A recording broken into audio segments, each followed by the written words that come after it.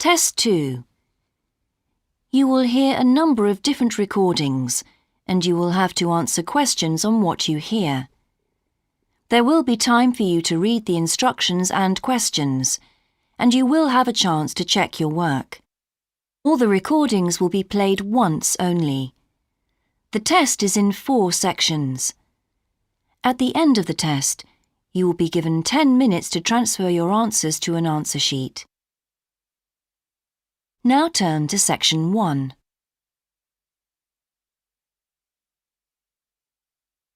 Section 1. You will hear a conversation between a representative of an insurance company and a customer. First, you have some time to look at questions 1 to 3.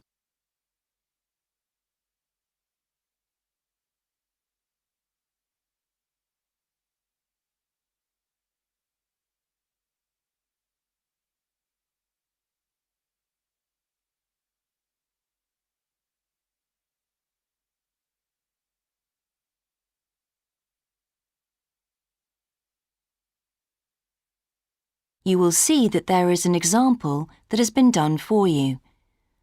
On this occasion only, the conversation relating to this will be played first. Good morning, Total Insurance. Judy speaking. How may I help you? I recently shipped my belongings from overseas back here to Australia, and I took out insurance with your company. Some items were damaged during the move, so I need to make a claim. What do I have to do? Okay, well, first I need to get a few details about this. Can you give me your name, please? Yes, it's Michael Alexander. The man's name is Michael Alexander, so Michael Alexander has been written in the space. Now we shall begin. You should answer the questions as you listen, because you will not hear the recording a second time. Listen carefully and answer questions 1 to 3. Good morning, Total Insurance. Judy speaking. How may I help you? I recently shipped my belongings from overseas back here to Australia, and I took out insurance with your company.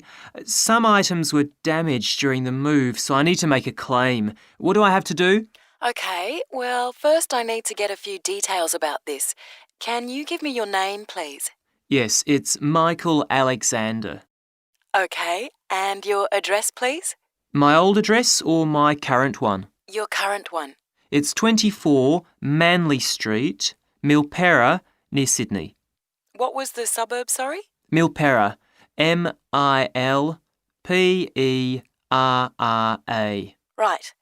Now, who was the shipping agent, Mr. Alexander? You mean the company we used? Yes, the company who packed everything up at the point of origin. Oh, it was, First Class Movers. Okay. Where were the goods shipped from? China, but the ship came via Singapore and was there for about a week. Don't worry, all of that information will be in the documentation. Now, the dates. Do you know when the ship arrived? It left on the 11th of October and got to Sydney on the 28th of November. Okay. I need one more thing. There's a reference number.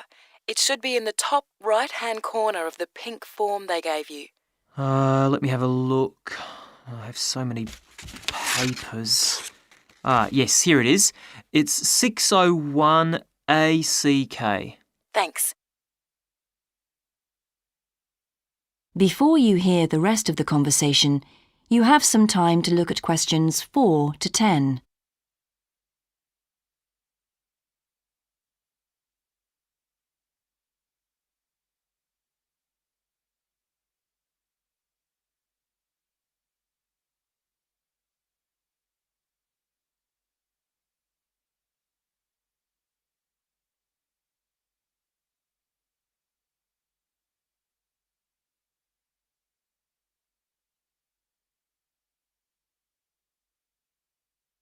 Now listen and answer questions 4 to 10. I need to take down a few details of the actual damage over the phone before you put in a full report. Can you tell me how many items were damaged and what the damage was?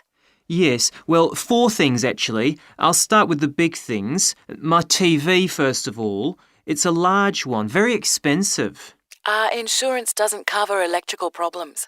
It isn't an electrical problem. The screen has a huge crack in it, so it's unusable. I see. Any idea of the price to repair it? No. Well, I don't think it can be repaired. It will need a new one. OK, I'll make a note of that and we'll see what we can do. Now, what was the second item? The cabinet from the bathroom was damaged as well. It's a lovely cabinet. We use it to keep our towels in. And what is the extent of the damage? Well, the back and the sides seem okay, but the door has a huge hole in it. It can't be repaired. I'm really not very happy about it. And how much do you think it will cost to replace it? Well, when I bought it last year, I paid $125 for it. But the one I've seen here in Sydney is a bit more expensive. It's $140. Right. And what was the third item? My dining room table. It's a lovely table from Indonesia. It must have been very hot inside the container because one leg has completely split down the middle. The top and the other 3 look okay, thank goodness. Any idea of the price to repair it? Well, I had an estimate done on this actually because it is a very special table to us. They quoted us $200, which is really pricey, so I hope the insurance will cover the total cost. I'm sure that will be fine. What was the last item, Mr. Alexander? Well, we have a lovely set of china plates and dishes, with matching cups, saucers, the lot. They were all in the one box, which must have got dropped because some plates were broken. 6, actually. And can you tell me the replacement value of these? Well, it's hard to say because they were part of a set, but they can be up to $10 each as it's such a good set. OK, so that would be around $60 altogether. Yes, that's right. And is that all of the items? Yes. So, what do I have to do now? That is the end of section 1. You now have half a minute to check your answers.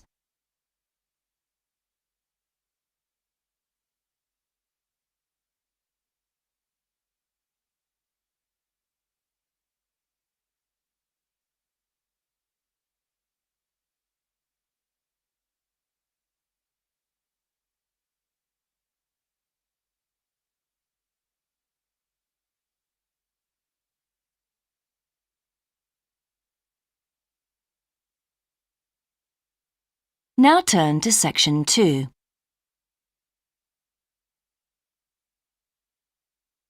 Section 2. You will hear an introductory talk about a new agricultural park.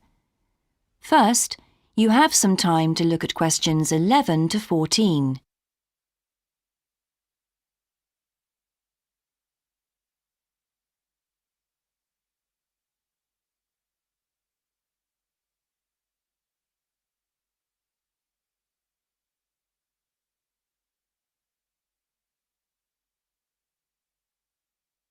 Now listen carefully and answer questions 11 to 14.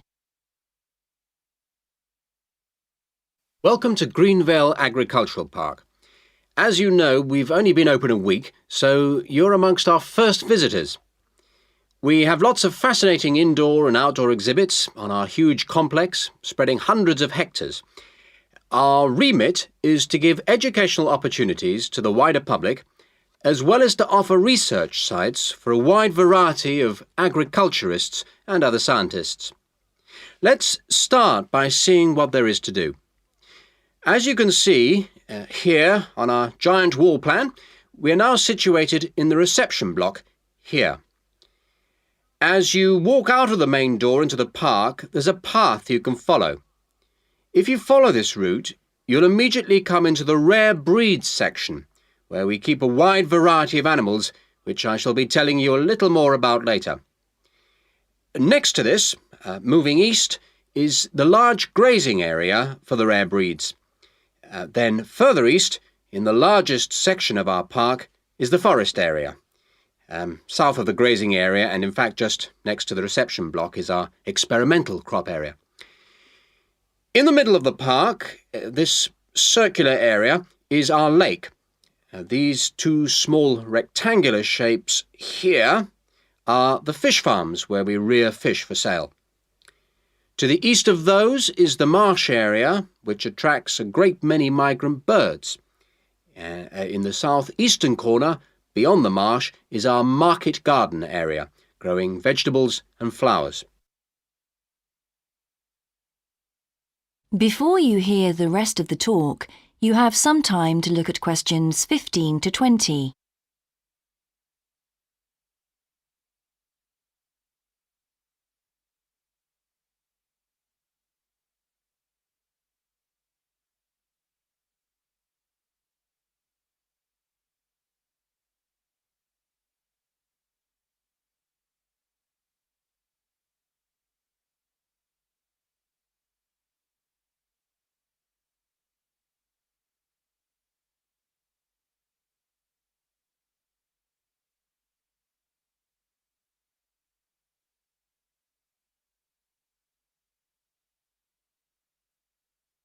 Now listen and answer questions 15 to 20.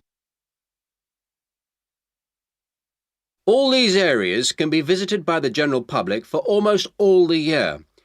Although, please take note of the large signs at the entrance to each area, which tell you when certain areas are being used for particular controlled experiments and are therefore temporarily out of bounds to the public. You can see for yourself what a huge area the park covers, and a key question is always, how can we move around? Well, you have a choice of means, all environmentally friendly. Cars are banned in the park. We have bicycles, which you can hire behind the reception block here. The healthy ones of you can go on foot. And finally, there's our electric tram, powered from solar cells. You find more information about this at the front entrance. A good place to start on your tour is the rare breed section. We keep goats, sheep and hens and other kinds of poultry. We're also thinking of bringing in cows and horses, but we do not as yet have facilities for these bigger animals. The animals are fed in public twice a day and a short lecture given on their feeding habits and nutritional needs. These are very popular with the public, but of course we mustn't lose sight of the main purpose of having this section, not as such to preserve rare animals, but to maintain the diversity of breeds, to broaden the gene pool for agricultural development. Greenvale changes with the seasons, with different events happening at different times of the year. May will be perhaps our most spectacular month, with the arrival of the Canada geese, and when our fruit trees will be in full blossom. But there are interesting events on all year round. For example, John Havers, our expert fly fisherman, is currently giving displays on the lake. Each of the sections has its own seasonal calendar, and please consult the summary board at the main entrance. And the final section, as we return to the reception blocks, is the orchard. Do take time to browse round our shop. There's a wide selection of books on wildlife, some of them written by local authors, and the history of farming, including organic farming, something which the park will be diversifying into in the coming months. That is the end of section 2. You now have half a minute to check your answers.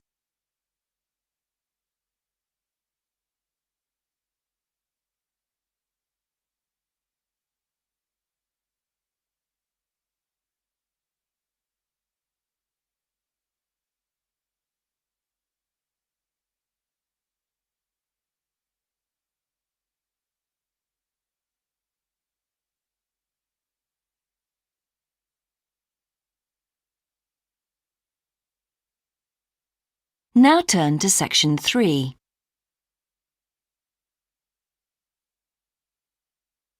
Section 3. You will hear part of a seminar in which a researcher called Grant Freeman discusses his work on Australian honeybees with a group of students. First, you have some time to look at questions 21 to 24.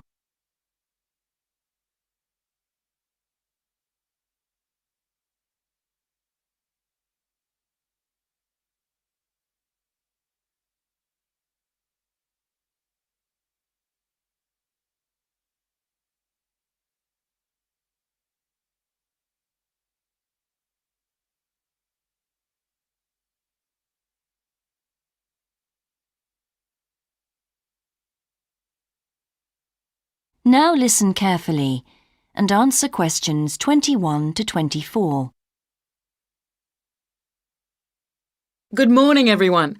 In today's seminar, Grant Freeman, a biologist who specialises in identifying insects and who works for the Australian Quarantine Service, has come to talk to us about his current research work. Right, well, over to you, Grant. Good morning, everyone. I'm sure that you know that the Quarantine Service regulates all food brought into Australia.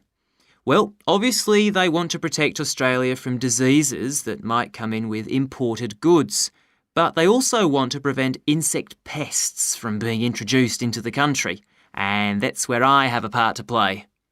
Anyway, my current research involves trying to find a particular type of bee, the Asian honeybee, and finding out whether there are any of them around in various states of Australia. We discovered a few of them in Queensland once and eradicated them. Now we're pretty keen to make sure that there aren't any more getting in, particularly to New South Wales and other states. What's wrong with Asian honeybees? Are they so different from Australian bees? Well, in fact, they look almost the same, but they are infested with mites, microscopic creatures which live on them, and which can seriously damage our own homegrown bees, or could even wipe them out. Well, what would happen if Australian bees died out? Well, the honey from Australian bees is of excellent quality, much better than the stuff the Asian bees produce. In fact, Australia exports native queen bees to a large number of countries because of this. When the European honeybee was first discovered out in the bush, we found they made really unpleasant honey, and they were also too big to pollinate many of our native flowers here in Australia. That must have had a devastating effect on the natural flora. Did you lose any species? No, we managed to get them under control before that happened. But if Asian bees got in, there could be other consequences. We could lose a lot of money because you might not be aware, but it's estimated that native bees' pollination of flower and vegetable crops is worth $1.2 billion a year. So in a way, they're the farmer's friend. Oh, and another thing is, if you're stung by an Asian honeybee, it can produce an allergic reaction in some people, so they're much more dangerous than native bees. Before you hear the rest of the seminar, you have some time to look at questions 25 to 30.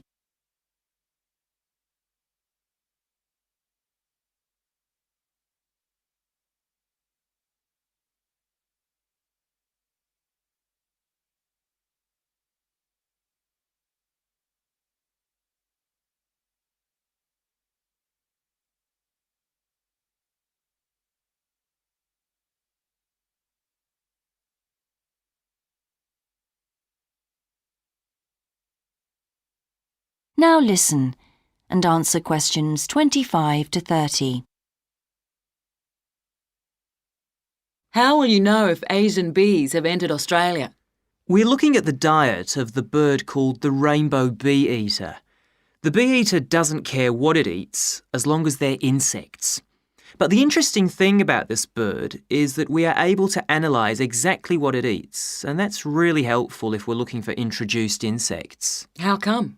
Because insects have their skeletons outside their bodies, so the bee-eaters digest the meat from the inside. Then they bring up all the indigestible bits of skeleton, and of course the wings, in a pellet, a small ball of waste material which they cough up. That sounds a bit unpleasant. So how do you go about it? In the field, we track down the bee-eaters and find their favourite feeding spots, the places where the birds usually feed. It's here that we can find the pellets. We collect them up and take them back to the laboratory to examine the contents. How do you do that? The pellets are really hard, especially if they've been out in the sun for a few days. So, first of all, we treat them by adding water to moisten them and make them softer. Then we pull them apart under the microscope. Everything's all scrunched up, but we're looking for wings, so we just pull them all out and straighten them. Then we identify them to see if we can find any Asian bee wings. And how many have you found? So far, our research shows that Asian bees have not entered Australia in any number. It's a good result and much more reliable than trying to find live ones as evidence of introduced insects. Well, that's fascinating. Thank you, Grant, for those insights. I hope that you might inspire some of our students here to conduct some similar experiments. That is the end of section 3. You now have half a minute to check your answers.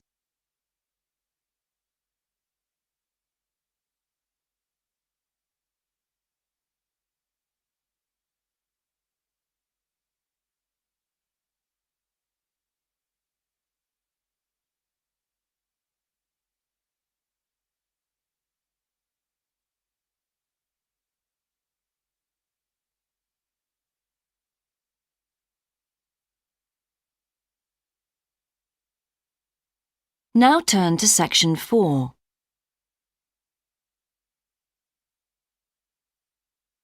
Section 4.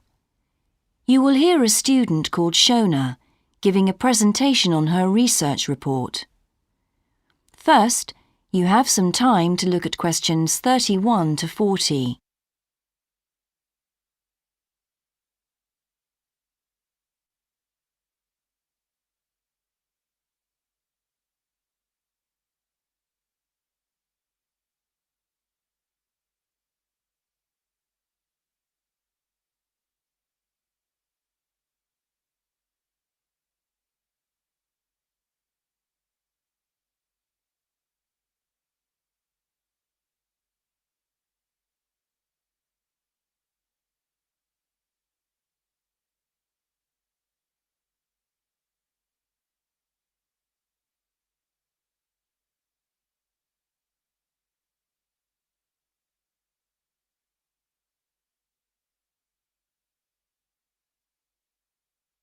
Now listen carefully and answer questions 31 to 40. I've been doing some research into what people in Britain think of doctors, the ones who work in general practice, the first call for medical care, and comparing this with the situation in a couple of other countries. I want to talk about the rationale behind what I decided to do. Now, I had to set up my program of research in 3 different countries, so I approached postgraduates in my field in overseas departments, contacting them by email to organize things for me at their end. I thought I would have trouble recruiting help, but in fact, everyone was very willing, and sometimes their tutors got involved too. I had to give my helpers clear instructions about what kind of sample population I wanted them to use. I decided that people under 18 should be excluded because most of them are students or looking for their first job. And also I decided at this stage just to focus on men who were in employment and set up something for people who didn't have jobs and for employed women later on as a separate investigation. I specifically wanted to do a questionnaire and interviews with a focus group. With the questionnaire, rather than limiting it to one specific point, I wanted to include as much variety as possible.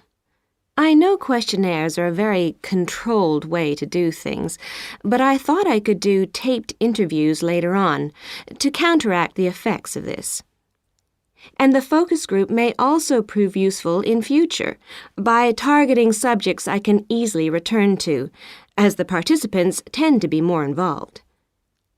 So I'm just collating the results now. At the moment, it looks as if in the UK, despite the fact that newspapers continually report that people are unhappy with medical care, in fact, it is mainly the 3rd level of care, which takes place in hospitals, that they are worried about. Government reforms have been proposed at all levels, and although their success is not guaranteed, long-term hospital care is in fact probably less of an issue than the media would have us believe. However, I've still got quite a bit of data to look at. Certainly, I will need to do more far-reaching research than I had anticipated in order to establish if people want extra medical staff invested in the community, or if they want care to revert to fewer but larger key medical units. The solution may well be something that can be easily implemented by those responsible in local government, with central government support, of course. This first stage has proved very valuable, though. I was surprised by how willing most of the subjects were to get involved in the project. I had expected some unwillingness to answer questions honestly, but I was taken aback and rather concerned that something I thought I'd set up very well didn't necessarily seem that way to everyone in my own department.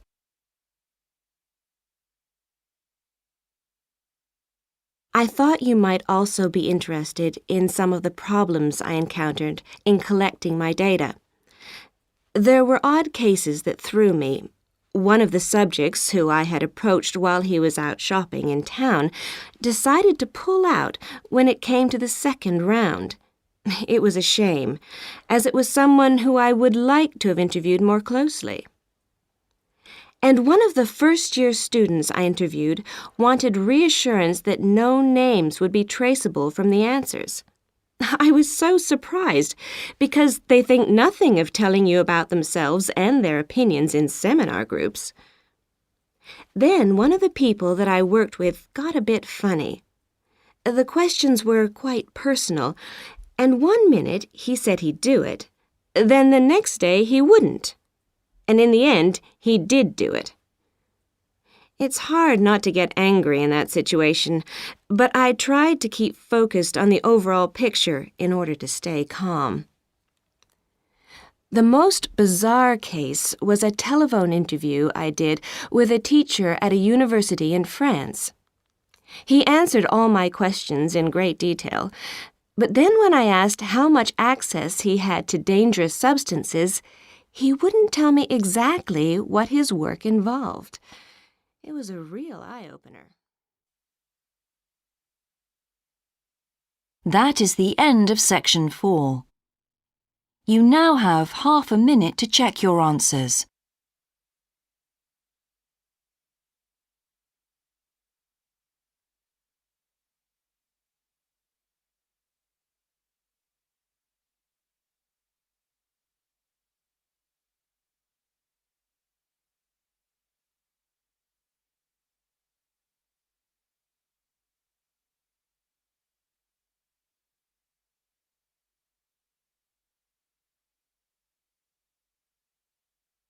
That is the end of the listening test.